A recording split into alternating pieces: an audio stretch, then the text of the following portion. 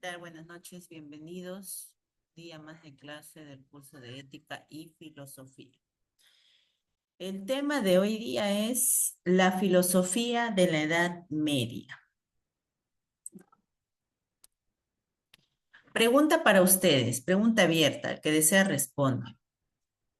¿Ustedes creen que la fe y la razón pueden trabajar juntas para enseñar a los niños? ¿Qué piensan ustedes? ¿Qué creen?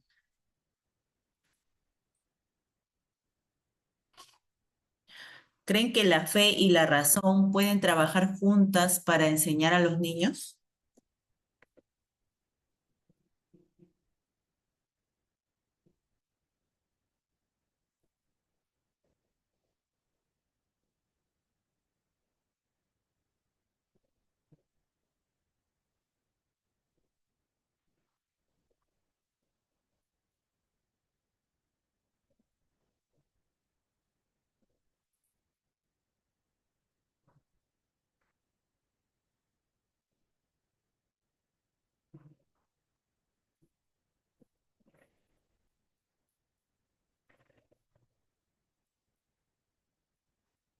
¿Qué dicen?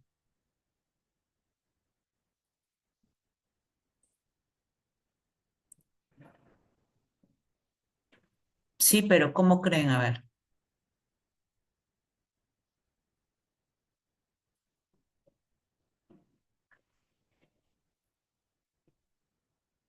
la fe y la razón trabajando juntos para enseñar a los niños.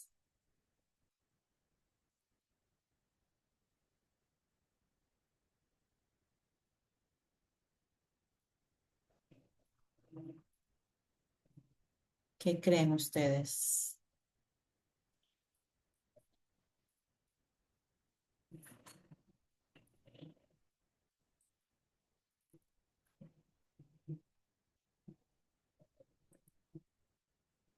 A ver,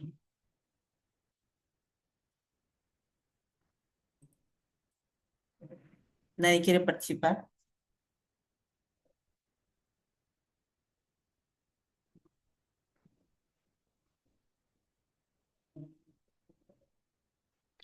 Profesora, a ver, bueno, expreso lo que creo, ¿no? Yo creo que la fe, tanto al niño como al adulto, nos enseña a confiar, ¿no? A creer a creer. Entonces, por ejemplo, yo sé que los niños tienen fe en nosotros, en lo que les decimos, en lo que les enseñamos. Si les decimos no hagas esto o aquello, ellos nos creen, ¿no? Bueno, desarrollan un tipo de fe. Y la razón, yo pienso que también le enseña al niño para que se haga preguntas o para que empiece a razonar, tratando de descubrir a través de sus preguntas cosas que para ellos les son todavía desconocidas, ¿no? Como preguntando, ¿y por qué es esto?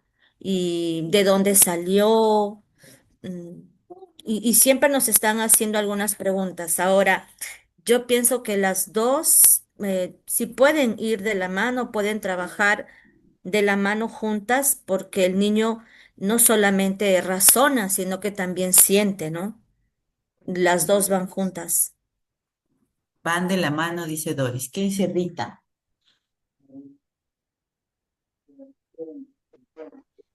Buenas noches. La fe y la razón son compatibles, pueden complementarse mutuamente. En muchas tradiciones religiosas, la fe y la razón se consideran aspectos importantes de la búsqueda de la verdad y comprensión de la verdad misma. Ok. Jennifer, Buenas noches, Miss. Bueno, Miss, acá vemos que la fe nos ayuda a enseñar lo que es los valores, ¿no? El amor, la comprensión, el respeto hacia nuestro prójimo, ¿no? Y yo creo que la razón también es ese mismo desarrollo que nuestro pensamiento, eh, sea de un adulto o de un niño, les ayuda a tener más criterio, ¿no? Eh, Más comprensión con este mundo que nos rodea, ¿no? Yo creo que sí pueden trabajar juntos, ¿no?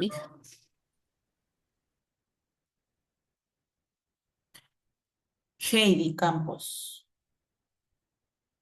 Mis buenas noches. Yo creo que sí, la fe y la razón pueden trabajar juntas, ya que la razón proporciona una educación, proporciona que el niño tenga pensamiento crítico, resolver sus problemas, y la fe ayuda a que el niño tenga una base moral, ¿no? Una base espiritual.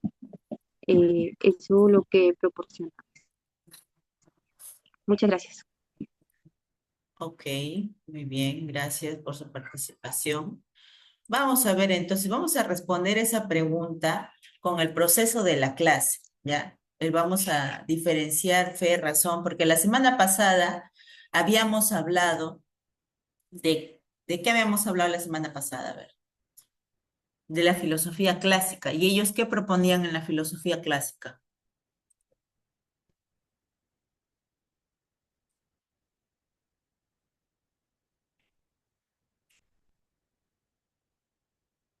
Siempre tenemos que recordar la clase anterior porque es muy importante para la siguiente, ¿ya? En este caso, la filosofía clásica, ¿de qué nos hablaba?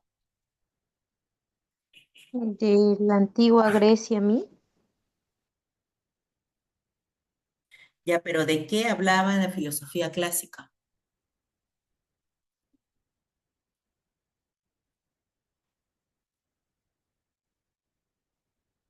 ¿Qué proponían los filósofos clásicos? Nos invitaban, profesora, a lo que era el pensar, el cuestionarnos, el buscar la verdad, básicamente el pensamiento racional, a entender al mundo. A través de la razón, ¿no? A través Sí. de la razón. Muy bien, entonces eso es lo que vamos a ver ahora, en este caso es ahora para la filosofía medieval, ¿qué es lo que busca? ¿No? Entonces recordemos que la clásica hablaba sobre la razón. Ahora vamos a ver qué nos dice la filosofía medieval.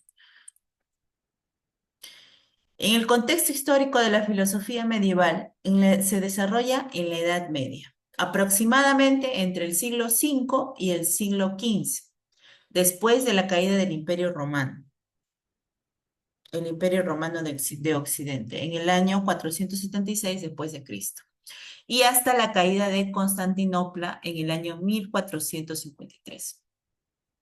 Bueno, esta etapa de la filosofía medieval fue una época muy marcada, ¿no? ¿Por qué? Porque aquí predominó la Iglesia Católica. Ellos eran los que controlaban la cultura, la educación y la vida social de las personas. También transmitieron el conocimiento a través de los monasterios y posteriormente a través de las universidades. Hubo una influencia al cristianismo en la filosofía, en la política y en la moral. La filosofía se enfocó en unir fe y razón, explicando al mundo desde la fe cristiana, pero también usando el razonamiento heredado de los griegos, ¿ve? Entonces, recuerden, los griegos, los filósofos griegos, a través de la filosofía nos hablaron de la razón. Y ahora, en la época medieval, los filósofos medievales nos hablan sobre la fe, pero no solamente de la fe, sino que ellos quieren unir tanto la fe como la razón, que vayan de la mano, ¿ya? No que se excluya la fe. Características de la filosofía medieval. Es teocentrista. ¿Por qué? Porque Dios es el centro de todo pensamiento y explicación del mundo. O sea, todo rige a través de Dios. Todo lo que tú propongas tiene que estar dirigido por Dios, hacia Dios, con Dios. Fe y razón. Se busca armonizarlas mostrando que la fe no contradice a la razón, sino que la complementa. O sea, son amigos, se apoyan mutuamente. Se puede entonces, como decía la pregunta, ¿no? ¿Se puede trabajar la fe y la razón con los niños? Sí, sí se puede, ¿no? Entonces tiene que ir armonizado. La escolástica, aquí aparece la escolástica. Es un método de enseñanza que utilizaba el debate, la lógica y el análisis de textos sagrados para llegar a conclusiones. Por ejemplo, el caso de la escolástica es muy importante porque aquí ya podemos presenciar la unión entre la fe y la razón. Ya es un ejemplo. Aquí ya en la escolástica es la unión de la fe y la razón. Habla también de la ética y la moral cristiana, no la moral común, ¿ah? Hablamos de la moral cristiana, ¿no? La educación debía formar personas buenas y virtuosas, con virtudes. Aparecen las universidades medievales, que nacieron instituciones educativas como las de París, las de Bolonia, las de Oxford, donde se enseñaba filosofía y teología. Los primeros cursos que aparecen en las universidades son esos, son teología y filosofía, lo básico, ¿no? Entonces, eso es muy importante, ¿ya? Ahora, en la época clásica también habieron universidades, ¿ah? Pero recordemos que las universidades eran dirigidas en esta época por los filósofos griegos. Entonces, ahí de qué se hablaba más de las universidades. Ahora, no era muy estricta la educación, ¿no? Ahí era el que quiere aprender, aprende, y el que no, se retira, no está obligado a estar ahí, ¿no? Pero en el caso de la época medieval, la iglesia es un poco más estricta. Estás en la universidad para aprender, entonces tenían que estar estudiando, leyendo, investigando, no podían estar en otras cosas, ¿no? Porque en esa época en la antigüedad los filósofos eran como que más relajados, más tranquilos. Entonces no había por qué obligar a la enseñanza, ¿ya?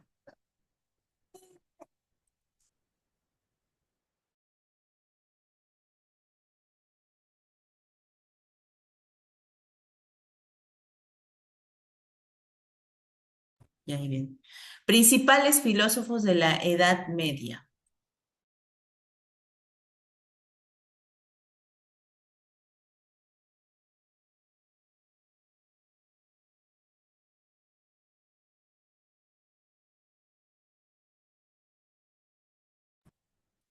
Tenemos a San Agustín de Hipona, que vive del año 354 al año 430. Él fue el padre de la filosofía cristiana, es el que sobresale más de esta época, ¿ya? Hay varios, ¿ah? Yo he tratado de buscar los más sobresalientes, ¿ya? Tenemos también que él enseñaba que la verdad está en Dios y que el ser humano debe orientar su vida hacia Él, dirigida hacia Él. Valoraba la educación interior, más que acumular conocimientos, educar el corazón y la voluntad, ¿no?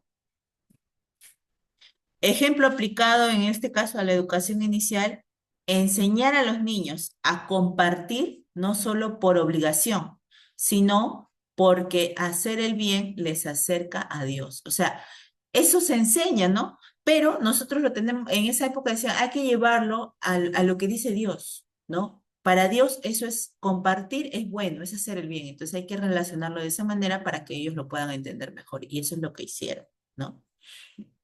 Cuando estaban en el colegio y los niños se peleaban, no compartían, se quitaban sus cosas, decían, el niño que no comparte no está haciendo el bien, ¿no? Y algunos niños eran temerosos de Dios y hacían caso, pero otros no, ¿no? Había niños rebeldes, pero como ahora, ¿no? Como ahora, hay de todo, igual a antes.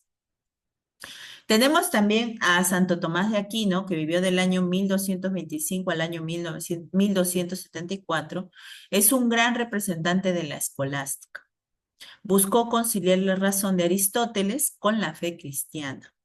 O sea, él respetaba mucho la razón que proponía Aristóteles. Él se dejó llevar mucho por las obras que escribió Aristóteles, ¿no? Pero él lo quería relacionar esto con la fe cristiana. Defendía que el conocimiento llega a través de los sentidos y luego la razón lo organiza. O sea, el conocimiento que nosotros recibíamos en esa época entraba por la vista, por el oído, por el olfato, ¿no? Por el tacto, ¿qué me falta? A ver, vista, olfato, tacto, por el gusto, ¿no? Nuestros sentidos trabajaban para él, ¿no? Y entonces cuando ya entraba ese conocimiento, luego podías razonar. Si no, tú no habías probado nada, no habías escuchado bien, no habías visto bien, entonces no podías llegar a la razón, ¿no? Entonces eso era muy importante para Santo Tomás de Aquino. Un ejemplo aplicado tenemos si un niño aprende tocando y explorando y el docente guía su razonamiento para comprender, ¿no? Y eso es lo que todavía hacemos, ¿no? Los niños, ¿qué hacemos? Hacemos que los niños exploren, degusten, toquen, miren, ¿no? Y luego ya la docente es la que guía hacia qué conocimiento está yendo el niño, ¿no? ¿Qué entendió por eso? Otros filósofos relevantes tenemos a San Anselmo de Canterbury, que vivió del año 1033 al año 1109. Él planteó el famoso argumento ontológico para probar la existencia de Dios, ¿no? O sea, para él tenía que comprobarse que existiera Dios a través de la ontología. Tenemos a Guillermo de Ockham, perdón, de Ockham, no, Ockham, vivió del año 1287 al año 1347. Fue conocido por la navaja de Ockham, que proponía usar la explicación más simple para entender la realidad. ¿Ya? Relación de la filosofía medieval con la práctica educativa en la primera infancia. Vamos a ver con San Agustín de Hipona. Él hablaba que hay que educar desde el corazón. Su aporte a la verdad, él dice que la verdad está en Dios y la educación debe guiar al bien. O sea, todo lo que diga Dios es cierto. Nosotros como docentes lo que tenemos que hacer son servir como guías para que se cumpla esa verdad correctamente, ¿no? Aplicación en inicial, promover los valores, respeto, solidaridad, empatía, ¿no? Enseñar a los niños que sus acciones tienen un sentido más profundo. Compartir nos hace felices y hace felices a los demás. Actividades, ¿qué actividades se pueden desarrollar acá? Cuentos con mensajes morales o juegos cooperativos que ayudan a formar la interioridad del niño. Santo Tomás de Aquino, aprender con los sentidos y la razón, o sea, van de la mano para él, ¿no? O sea, la fe y la razón van de la mano. El aporte importante es que el conocimiento inicia en los sentidos y se organiza con la razón. ¿Cómo lo aplicamos en educación inicial? Favorecemos el aprendizaje por la exploración, tocar, experimentar, manipular, mirar, observar. Por ejemplo, cuando un niño explora semillas o colores, el docente guía con preguntas. Una de las preguntas puede ser, ¿qué diferencia notas entre la arena y la plastilina? Entonces, acá se está impulsando el aprendizaje activo que está basado en la experiencia y está basado en la guía reflexiva, ¿no? Estamos haciendo preguntas para el niño a través de cómo lo va a responder. Primero tiene que tocar, experimentar, observar, manipular, ¿no? Y después el niño va a poder responder esas preguntas. La escolástica que habla sobre pensar y dialogar, ¿no? Aporte, el método que combina debate, preguntas y razonamiento. Aquí un poco que ya se está tratando de introducir el pensamiento crítico, ¿no? Por eso la escolástica es un poco ya como ya está como terminando la filosofía de la Edad Media y está como que madurando aquí la filosofía. Entonces, por eso es que ellos toman eso como un debate, preguntas, razonamiento, y ya con eso podemos llegar a hablar de un pensamiento crítico, ¿no? Aplicación inicial. Hacer preguntas abiertas que despierten la reflexión. Por ejemplo, ¿por qué debemos cuidar nuestros juguetes? ¿No? Fomentar la escucha y el respeto a las ideas de los demás, ¿no? Que todos los niños den sus opiniones, pero pedir respeto al escuchar esas opiniones. Juegos de diálogo a través de asambleas de aula para resolver problemas sencillos en grupo, ¿no? El teocentrismo, que habla del sentido de la trascendencia. El aporte que ellos dan es que Dios es el centro de la vida y del conocimiento. O sea, acá no solamente dice que voy a trabajar de la mano con la fe y la razón, sino que dice que Dios es esa fe y Dios te da ese conocimiento, ¿ya? De esa manera. Entonces, acá todo, aquí ya va centrado, por eso dice teocentrismo, está centrado en Dios. Aplicación inicial con enfoque intercultural y respetuoso de la diversidad. Por ejemplo, actividades de agradecimiento antes de comer, al finalizar el día. Valorar la espiritualidad como parte del desarrollo integral. Respetar y reconocer la diversidad cultural y religiosa de las familias.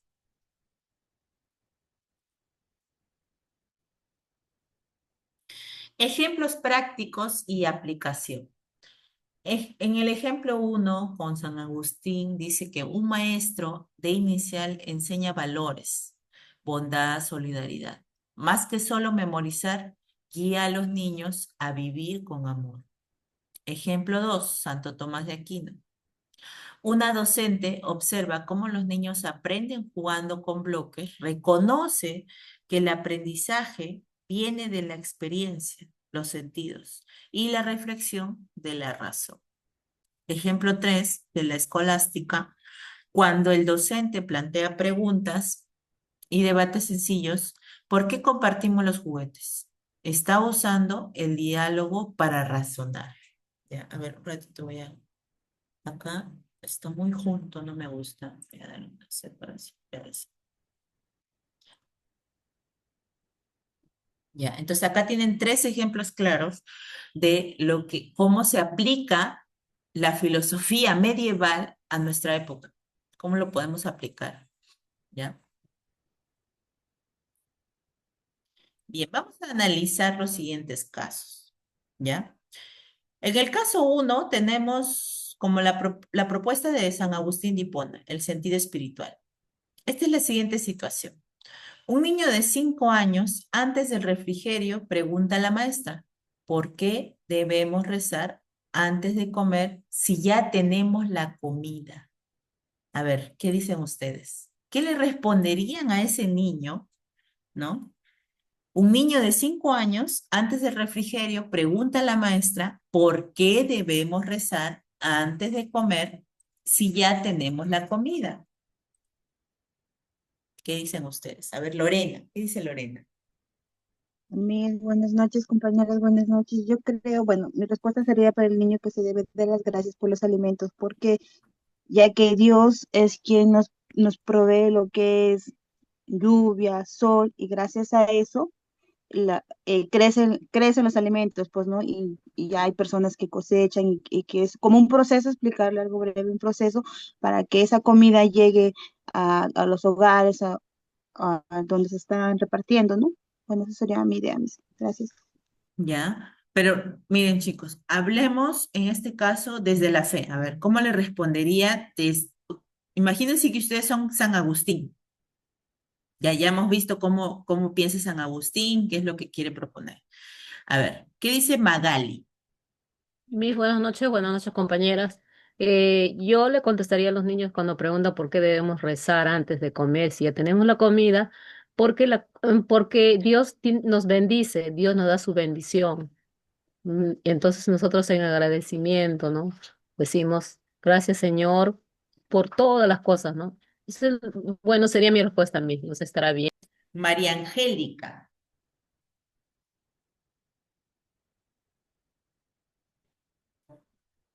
Muy buenas noches.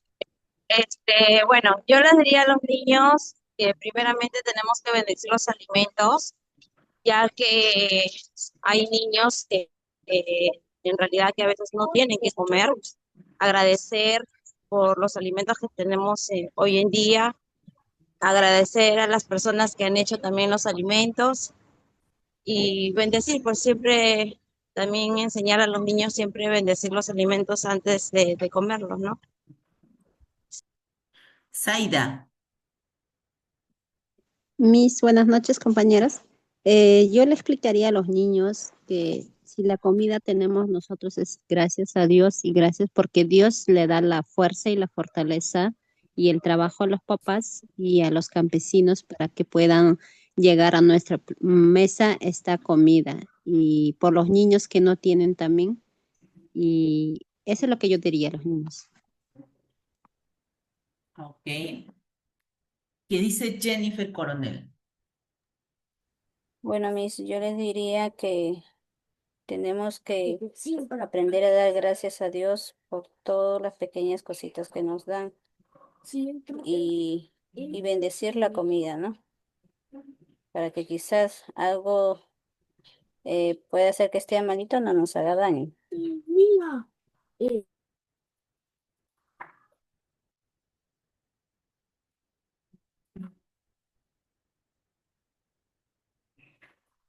Ok, muy bien, chicas, gracias por sus opiniones. Entonces, vamos a analizar ese caso. Una posible respuesta, porque las propuestas que ustedes están dando están bien, ¿no? Recordemos que cada persona tiene su forma de pensar y lo que han entendido en clase, ¿ya? Porque estamos hablando de lo que hemos entendido en clase. Entonces, según según mi respuesta, a ver, vamos a ver un ratito.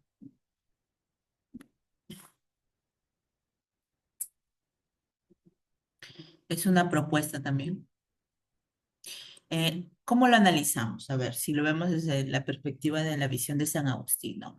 El conocimiento y las acciones deben tener un sentido espiritual. Todo bien procede de Dios y la educación debe guiar hacia él. La pregunta del niño refleja curiosidad existencial y el deseo de comprender el porqué de una costumbre, ¿no? Porque normalmente le decimos a los niños eso, ¿no? En el colegio, ya chicos, antes de comer la lonchera, vamos a rezar, ¿no? Y seguro que por ahí un niño ya le habrá preguntado eso a ustedes, ¿no? ¿Por qué esa costumbre tenemos? Posible respuesta pedagógica puede ser, ¿no? La docente puede responder, rezamos para agradecer. Cuando damos las gracias, reconocemos que lo que tenemos es valioso y que otros han trabajado, como dijo su compañera también, para darnos. Así aprendemos a ser agradecidos y generosos también con los demás. ¿Cómo lo aplicamos? Fomentamos el valor de la gratitud y la trascendencia sin imponer, sino explicando desde la experiencia del niño. ¿No? Muy bien. Entonces, las respuestas que ustedes han dado tienen mucho que ver con la propuesta que nos da San Agustín.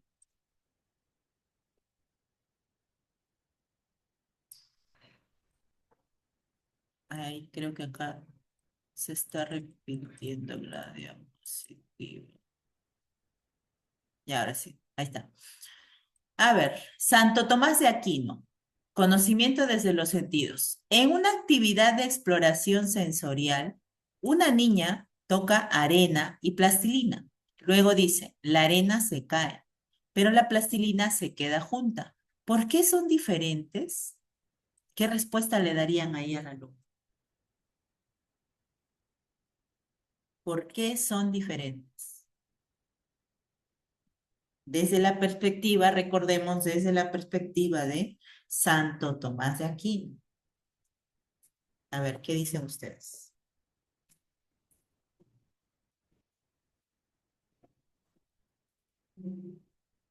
Miss, porque la arena es de la naturaleza, de la tierra, digamos, de la tierra de Dios que creó, y la plastilina es algo que el ser humano la ha creado.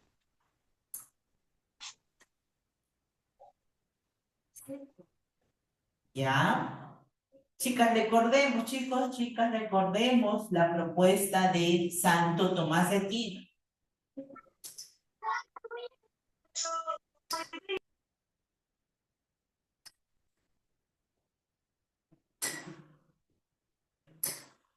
A ver, ¿qué dicen ustedes? Disculpe, ¿puede regresar lo que dijo Santo Tomás de Aquino? Porque no Ahí lo... está en la pantalla. A ver.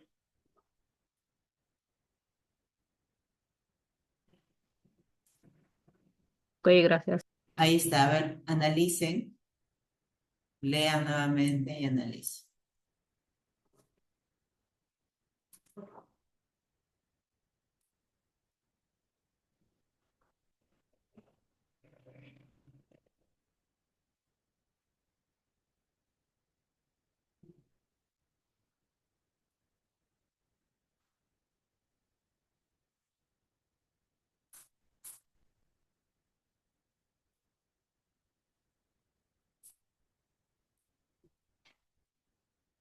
A ver, ¿qué dicen? ¿Qué dicen? Mis buenas noches. Buenas noches. Yo creo que porque la arena es un poquito tosco, ¿no? Y tienen muchos granitos así sueltos. Sin embargo, la plastilina pues es así como un elástico, una masa, ¿no? Bueno, esa es mi idea. ¿Ya? Vilma. Zaida. Sería sensorialmente la arena sería algo suave, pero a la vez medio áspero y que corre, ¿no? Por tus manos cuando lo coges. Y mientras que plastilina es algo pegajoso, pero que es suave a la vez, que lo puedes hacer muchas cosas con la plastilina y con la arena, sí puedes hacer, pero tienes que moldearlo, algo así, ¿ves? ¿Ya? Magali. Sí, yo le contestaría a los niños cuando me preguntan, ¿no? ¿Por qué es la diferencia de la plastilina que queda junta y por qué la arena se cae? Yo le, yo le contestaría mediante que el niño tiene que, experimentar, como dice, explorar sensorialmente, que el niño ve la diferencia mediante el tacto, ¿no? Cómo siente la diferencia de la plastilina que se pega y que la arena no se retiene, ¿no? En la mano. Eso lo traté de explicar según su experiencia del niño. Gracias. Bien. Claro, también tenemos que recordar algo. Tenemos que transformar lo que le vamos a explicar, pero transformarlo de un lenguaje adecuado para ese niño. ¿Ya? Eso tenemos que acordar. Muy bien. Pero desde la perspectiva de Santo Tomás de Aquino. Bien, vamos a ver entonces. Análisis. Para Santo Tomás, el aprendizaje inicia en los sentidos y se perfecciona con la razón, ¿no? O sea, todo entra por la vista, por el oído, ¿no? Los sentidos, ustedes saben, los 5 sentidos. La niña está comparando, está diferenciando y está razonando a partir de la experiencia sensorial, porque ella lo ha tocado a través del tacto en este caso. Respuesta pedagógica, posible respuesta pedagógica. La docente puede responder con preguntas. O sea, ustedes también, lo que quiero con filosofía es enseñarles que no solamente podemos ante una pregunta responder, tener la respuesta, ¿no? También podemos ante una pregunta responder con preguntas, ¿no? Que estimulan la reflexión. Muy buena observación, le dice al niño, ¿no? ¿Y qué pasa si aprietas la arena con tus manos? Y si aprietas la plastilina, ¿qué crees que tiene la plastilina? Que la hace más pegajosa, ¿no? La aplicación sería que la maestra está guiando al razonamiento desde la exploración, ¿no? Al preguntar eso, al hacer estas preguntas, la niña se va a sentir guiada por la docente y va a hacer lo que ella dice, ¿no? ¿Qué pasa si aprietas la arena? Entonces la niña va a agarrar la arena y lo va a apretar, ¿no? Entonces, a través de la exploración, la docente está guiando a través de la filosofía de Santo Tomás de Aquino, a través de la exploración, mostrando que la experiencia y la reflexión son claves para aprender. ¿Ya? Muy bien. Sigamos. Siguiente situación. La escolástica, aprender dialogando. En el aula, dos niños discuten porque uno no quiere prestar un juguete. Los demás observan la situación y la maestra pregunta al grupo, ¿qué creen que debemos hacer cuando alguien no quiere compartir? ¿Qué posibles respuestas de los niños obtendrían? A ver.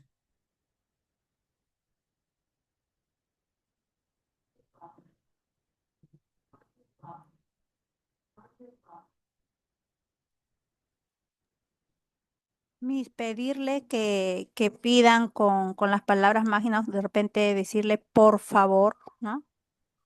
¿Me podrías prestar o compartirme o mitad, mitad, no al menos, ¿no? Palabras mágicas de Ujú. compartir.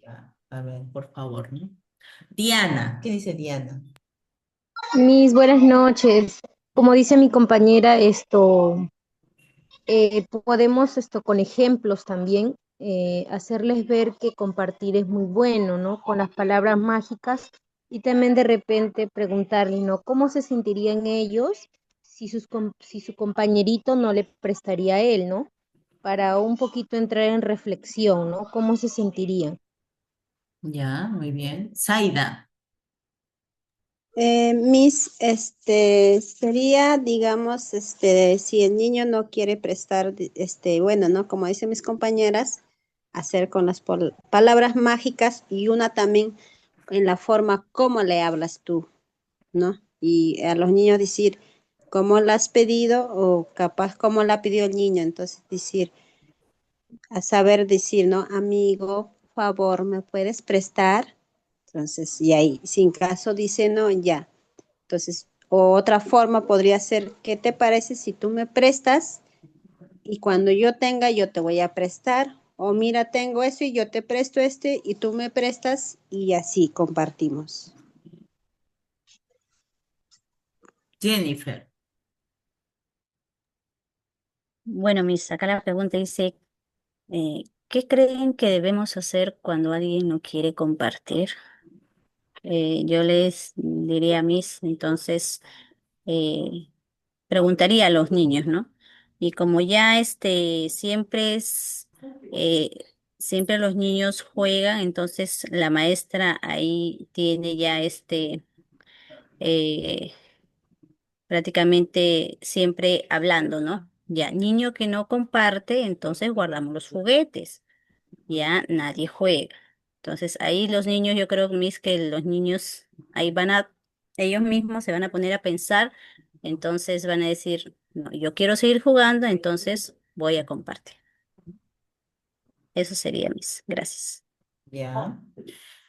Lilia. Mis buenas noches.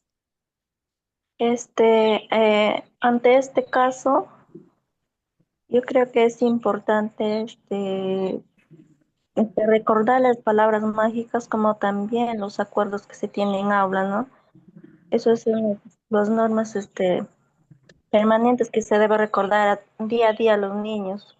En este caso, pues recordarles, ¿no? Las palabras mágicas, en los acuerdos del aula, que se debe compartir, cuidar los materiales, porque los materiales en aula son para todos, nadie es dueño de nadie es ahí. Y de esa manera, pues decirle a los niños, ¿no? Que deben compartir, tratarse bonito, no pelear y llevar la fiesta en paz. Gracias, Miss. Muy bien, gracias. Doris. Profesora, entendemos que los niños a ciertas edades pues no les gusta compartir sus cosas, ¿no? Entonces yo creo que si es un juguete de ellos o algo que lo han traído de casa o les gusta, creo que podríamos primero hablar de las cosas bonitas de ese juguete, como decirle, yo sé que te gusta mucho tu juguete, que es tu favorito y me parece muy bien que te guste, que lo cuides, que lo quieras, pero ¿qué tal si hacemos un juego divertido donde todos tus amiguitos participen? Y podemos invitarlo a la reflexión, ¿no? Decirle qué tal si jugamos un ratito juntos y luego te lo devolvemos. Eh, Creo que podríamos hacer un acercamiento a la razón, ¿no? Para que él empiece también a pensar y luego a tomar decisión. Otra idea, aparte de lo que las chicas dijeron, ¿no? Muy bien. Nilda. Mis buenas noches, compañeros. Poco a poco enseñar a los alumnos a compartir. Tal vez yo puedo llevar, por ejemplo, mandarinas y compartirle a cada uno y de esa manera, con ese ejemplo, pueden también aprender a compartir mi cita. Gracias, Nilda. Muy bien, vamos a ver entonces cuál sería la posible respuesta. Analizamos. La escolástica se basa en preguntas, debate y razonamiento. El docente no impone una respuesta, sino que promueve que los niños piensen juntos. Respuesta pedagógica. Los niños podrían responder, ¿no? Porque aquí esta pregunta es para los niños, ¿no? ¿Qué creen que debemos hacer cuando alguien no quiere compartir? Los niños podrían responder, se puede esperar a que termine de jugar. Podemos jugar juntos. Él puede prestarlo después. La docente refuerza diciendo, muy bien, escuchamos varias ideas. Compartir no significa perder el juguete, sino disfrutarlo juntos o prestarlo un momento. ¿Qué opción creen que haría felices a los dos? Aplicación. Se forma pensamiento crítico, respeto y búsqueda de acuerdos en comunidad. Eso es lo que se está buscando a los niños, ¿ya? Muy bien. Acá, ¿ya? Entonces, hemos podido visualizar el análisis de casos según la filosofía medieval, que si nos damos cuenta, todavía sigue influyendo en la educación que nosotros damos, ¿no? A nuestros niños. Bien. Tengo acá una selección de textos filosóficos, breve, algo breve, no es algo largo, pero en este caso de San Agustín. Tenemos el texto de Confesiones, el libro 1, ¿no? Donde dice, nos hiciste, Señor, para ti, y nuestro corazón está inquieto hasta que descanse en ti. Que expresa que el ser humano busca un sentido superior y que la paz se logra en Dios. En el caso de educación inicial, lo que hace es invitarnos a cultivar la interioridad, la gratitud y la confianza. En el texto 2 de Magistro, así se llama sus obras literarias, ¿ya? Sobre el maestro, nos habla de que el verdadero maestro está dentro del hombre, es Cristo que enseña en el corazón. La enseñanza no solo se transmite de información, sino de guía hacia la verdad interior, ¿no? En educación inicial, el docente debe formar valores y virtudes, no solo transmitir contenidos, ¿no? No solo transmitir el qué es eso, para qué sirve, no, sino que también debe transmitir, debe formar al niño en valores. En el texto 3, la ciudad de Dios habla de que la educación debe encaminarse al bien de la persona y de la sociedad. Comentario pedagógico. Educar es formar ciudadanos justos y solidarios. O sea, aquí habla sobre la justicia y la solidaridad. En educación inicial enseña hábitos de convivencia y respeto desde pequeños.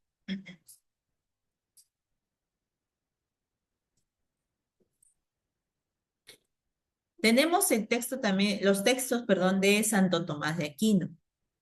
Uno de ellos es Suma Teológica, que trata sobre nada hay en el entendimiento que no haya estado antes en los sentidos.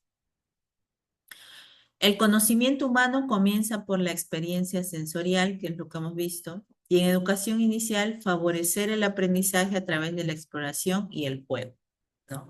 O sea, él incentiva bastante de que el niño aprenda a través del juego, ¿ya? En el texto 2, Suma contra los gentiles, la fe y la razón no se oponen, ambos proceden de Dios. Comentario pedagógico, no hay contradicción entre creer y pensar.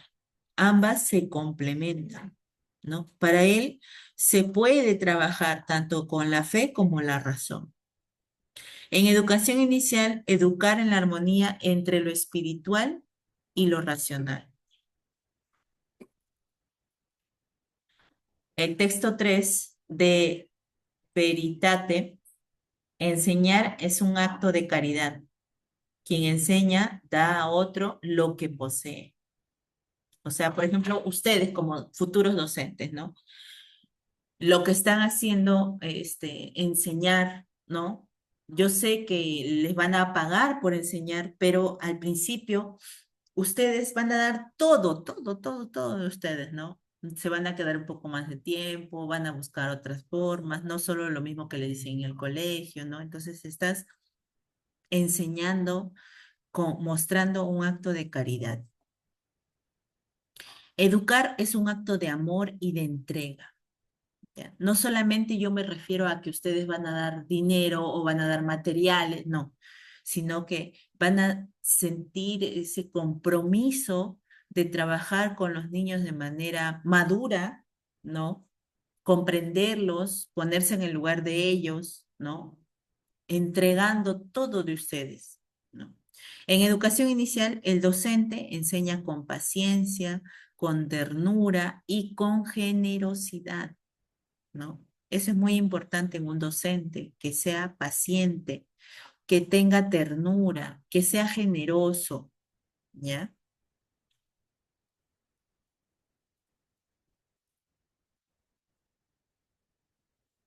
La filosofía medieval nos recuerda que la educación inicial no solo forma mentes, sino también corazones, ¿no? Y eso es lo que vemos cuando nosotros trabajamos, ¿no? Los docentes que ya trabajamos, podemos ver eso en nuestros niños, en nuestros adolescentes, en el caso mío que yo trabajo con adolescentes, ¿no?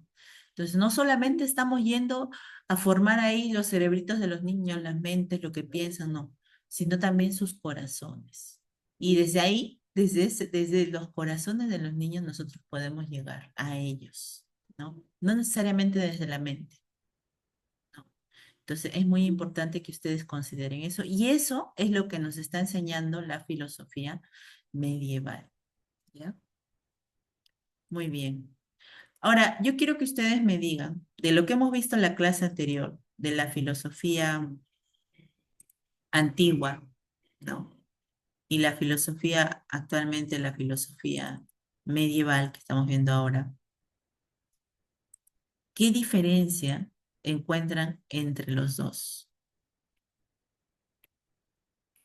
¿Qué diferencia?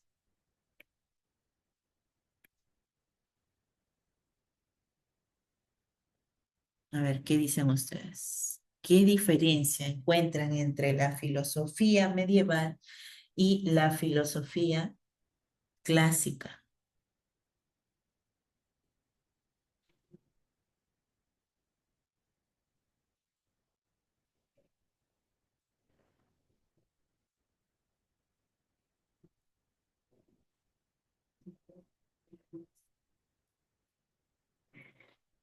¿Me escucharon? Sí, sería que antiguamente era, digamos, todo memorizante, ¿no? Todo hacíamos memoria. Y aparte era también que es tanto maltrato psicológico y físico también, ¿no? Y ahora hoy medieval es todo juego, ¿no? Todos los niños aprenden jugando y todo lo aprenden también explorando, tocando, así como usted dijo, ¿no? La arena, la plastilina, haciendo el tacto, el sentido, como dicen los cinco sentidos utilizando. Y ellos pues de diferente manera ya van aprendiendo y ya se lo van también teniendo guardado, ¿no? Todo lo que están aprendiendo. Ok, muy bien. Diana Vázquez. Yo creo que en la filosofía anteriormente, como usted indicó, más nos habla de la razón, ¿no? La razón. En cambio, aquí ya se abarca o pone también a la fe y la razón que trabajan de la mano, ¿no?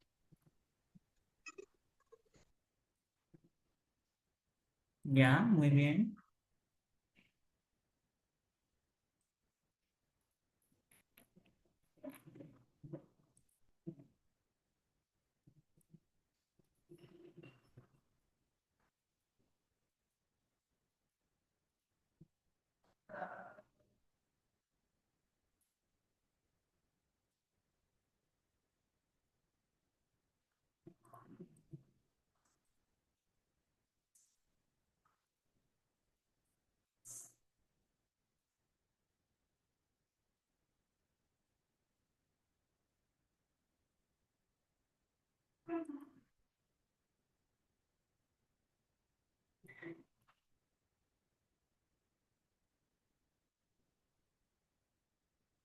Miss, en la clásica se refiere que se apoya solo en la razón para alcanzar la verdad, ¿no? Y en la medieval cambia la fe y la razón poniendo la filosofía. Ya, muy bien.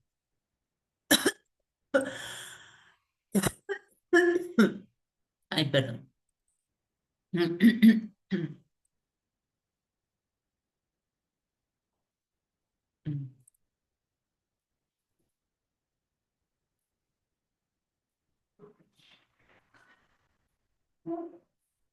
¿Alguien más desea comentar? Desde su punto de vista, por si acaso, porque eso ya lo que han entendido ustedes.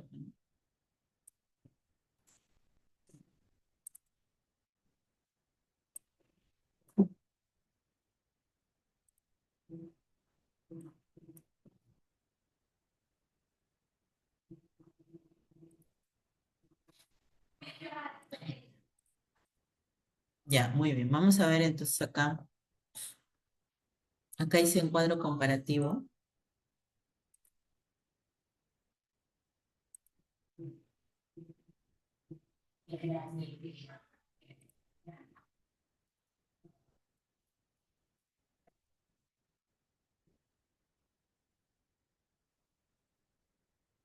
No me gusta ese cuadro.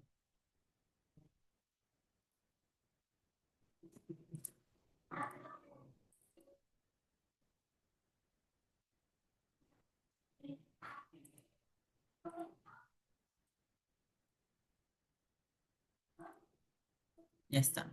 A ver. Vamos a ver. En cuanto al aspecto del tema central, ¿no? Como ustedes mencionan, en la filosofía antigua se habla sobre la razón, ¿no? El hombre y la virtud. En el caso de la filosofía medieval hay una relación, ¿no? Ya, una relación entre fe y razón comprendida de Dios. El método que se trabaja en la filosofía antigua es la observación, el diálogo, la lógica y el debate. Eso era conocido como mayéutica en esa época. ¿Ya? En la filosofía medieval tenemos la escolástica, la teología y la interpretación de textos sagrados. O sea, lo que leían la Biblia y lo que entendían, ¿no? Estudio de la Biblia era, ¿no? En este caso. El aspecto